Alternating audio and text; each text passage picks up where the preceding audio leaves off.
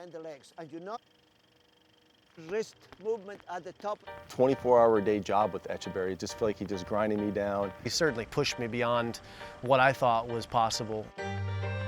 Pat Etcheberry has established himself as the ultimate tennis-specific trainer over the past 2 decades. The very best have turned to him for fitness coaching and conditioning. Chief among them, Pete Sampras. He's a phenomenal trainer. I just felt like he knew the sport, had this respect where he was old school, and you felt that, you know, you got to do it or he's going to give you a hard time.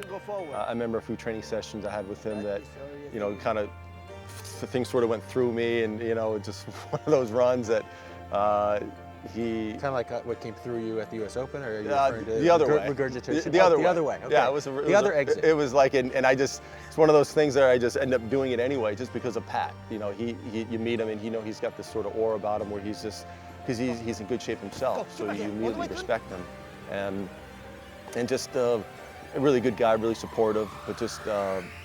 You know, just a really hard-ass, old-school sort of guy. And come on there. Justin Gimelstob knows only too well the dangers of a training session with Pat. You can always work harder. Etch, who was the greatest player of all time in this that you trained? Pete never lost a match. Sampras undefeated? No, as a matter of fact, he almost killed you one time with the ball. Tell our audience what happened. We used to play the point, and we let the player come in and take the ball off the air. So Justin decided I'm coming in. We got a 5-kilo ball. Pete got a big grin on his face. Threw it as hard as he could. He caught it.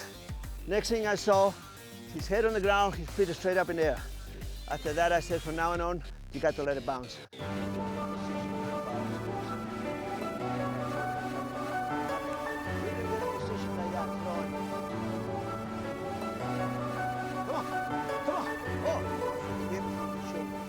The training for tennis has changed drastically.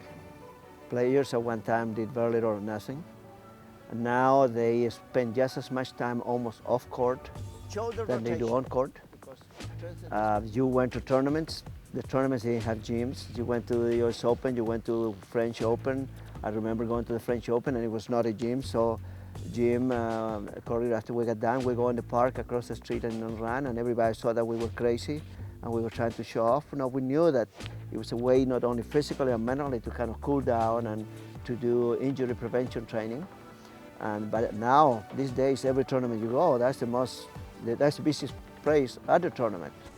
Well, I can tell you this about my days with Pat Etcheberry. The thing that he wanted most was something I never gave him, Justin, and that was vomit in the bushes, because he loved to make his athletes puke. It was just one of his things. It was like a source of pride for him to push them to that level. And for whatever reason, my stomach never cooperated, because he certainly pushed me beyond what I thought was possible. And I paid the price, and I gained the rewards because of it.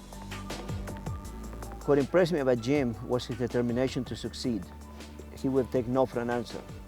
I remember one day we were out training, and it was a couple of weeks before the French. He was ready to leave for Europe. And it came the biggest thunderstorm ever, lightning and stuff like that. I mean, as hard as it could be raining. And I said, wait a minute, lightning in Florida is dangerous. You're putting your life in. So I look at him, he looked at me and said, let's keep going. Etch is a soulful man. He's a great man. He's a no-nonsense man.